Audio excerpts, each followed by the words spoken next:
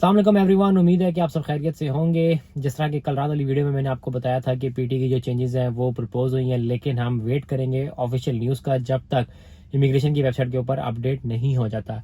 आज सुबह सुबह इमिग्रेशन ने अपनी वेबसाइट के ऊपर जो है उसको अपडेट कर दिया और वो सारी इन्फॉर्मेशन उन्होंने प्रोवाइड कर दी है कि आपको कितने कितने बैंड चाहिए if you want to claim 10 points और if you want to claim 20 points. तो अगर मैं जेनरिकली आपको बताऊं कि अगर आपने 20 पॉइंट्स पीटी में क्लेम करने हैं तो आपको 88 in speaking, 85 in writing, 69 in listening and 70 in reading आपको चाहिए होंगे। अगर आपका ये वाला स्कोर या ये वाले बैंड आ जाते हैं तो आप अपने 20 points for superior English claim कर सकते हैं फॉर पीटी।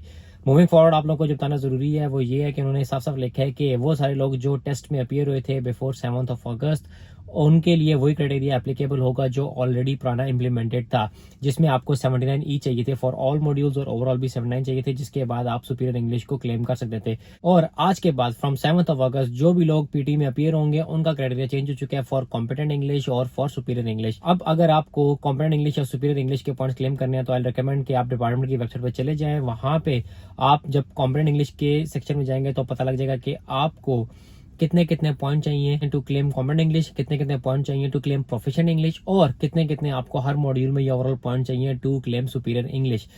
अब इसके साथ साथ ये भी चीज़ अपडेट हुई होगी डेफिनेटली, आई हैवंट चेक, लेकिन आप लोग में से जो लोग डेफिनेटली यूएस लॉन्च कर चुके हैं अगर वो यूएस में जाके देखेंगे, जब आप वहाँ पे अपनी टेस्ट की डेट सेलेक्ट करेंगे, अपने जो है वो टेस्ट का नाम सेलेक्ट करेंगे, फिर वहाँ पे जब अपने बैंड सेलेक्ट करते हैं ना, तो once you select all the band तो एंड में बताता है कि जो आपकी इंग्लिश है वो कॉम्पिटेंट है, प्रोफिशिएंट है या सुपीरियर है।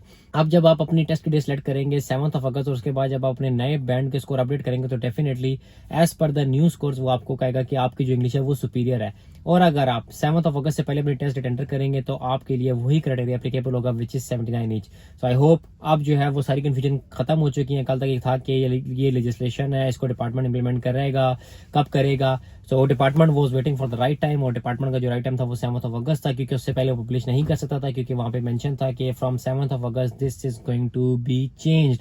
इसलिए हमेशा का मैं ये कहता हूँ कि आप हमेशा जो है वो डिपार्टमेंट की वेबसाइट पर जाएं, once it is publish there it's official now. So no more confusions. अब आपको नए स्कोर्स टारगेट करने हैं if you want to claim superior English. मिलते हैं अगली वीडियो में, अपना ख्याल रखिएगा, अल्लाह हाफिज।